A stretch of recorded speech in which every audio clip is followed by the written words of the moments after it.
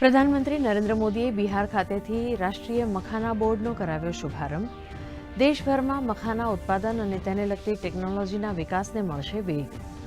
મખાનાના market, નિકાસ અને બ્રાન્ડિંગને મળશે મજબૂત પ્લેટફોર્મ.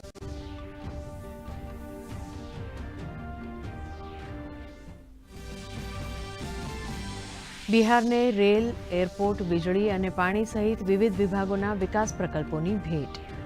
પ્રધાનમંત્રીએ પૂર્ણિયા એરપોર્ટના નવા ટર્મિનલને મૂક્યું ખુલ્લું. 40,000થી વધુ લાભાર્થીઓના ઘરનું સ્વપ્ન થયું સાકાર. પીએમએ કહ્યું 3 કરોડ ગરીબોને પાકા આવાસ આપવાનું સરકારનું લક્ષ્ય. પ્રધાનમંત્રી નરેન્દ્ર મોદીએ કોલકાતામાં 16મા સંયુક્ત કમાન્ડર સંમેલનનું કર્યું ઉદ્ઘાટન. સશસ્ત્ર દળોની શ્રેષ્ઠ પરિચાલન ક્ષમતા માટે આત્મનિર્ભરતા અને ઇનોવેશન્સ પર આપ્યો ભાર.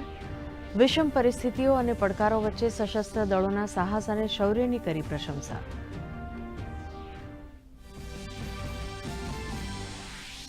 સમગ્ર વક્ફ કાયદા ઉપર સ્ટે નહીં. વક્ફ સંશોધન બિલ પર સુપ્રીમ કોર્ટનો નિર્ણય. માત્ર 3 જોગવાઈઓ પર મુકાયો વચગાળાનો સ્ટે. કહ્યું સભ્ય બનવા માટે 5 વર્ષ સુધી ઇસ્લામિક અનુયાયી હોવાની અનિવાર્યતા હાલ પૂરતી સ્થગિત. ભાજપે નિર્ણયનું કર્યું સ્વાગત. ઝારખંડમાં સુરક્ષા દળોને મળી મહત્વની સફળતા. હજારીબાગના પાતીતીરીના જંગલમાં અથડામણ દરમિયાન 3 નક્સલીઓ ઠાર.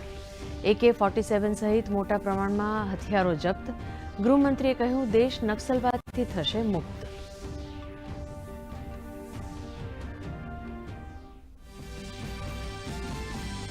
દેશમાં આગામી ફેબ્રુઆરીએ AI ઇમ્પેક્ટ સમિટ યોજાશે. વિકસિત ભારત માટે AI રોડમેપ વિષય ઉપર આધારિત કાર્યક્રમમાં કેન્દ્રીય મંત્રી અશ્વિની વૈષ્ણવે કહ્યું AIના માધ્યમથી ખેતી, શિક્ષણ અને આરોગ્ય ક્ષેત્રમાં મળ્યા સકારાત્મક પરિણામો.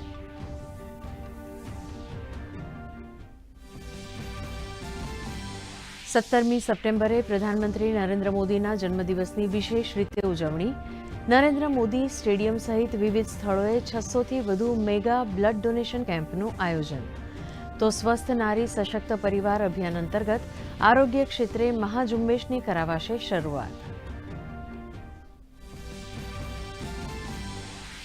દર્શકોના લાડીલા દૂરદર્શનનો 67મો સ્થાપના દિવસ. શબ્દાંજલિ સાથે સ્થાપના દિવસની થઈ ઉજવણી.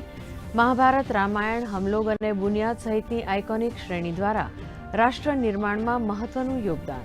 તો 35 સેટેલાઇટ ચેનલ્સ અને 24થી વધુ ભાષાઓમાં દૂરદર્શનની સેવાનો થયો વિસ્તાર.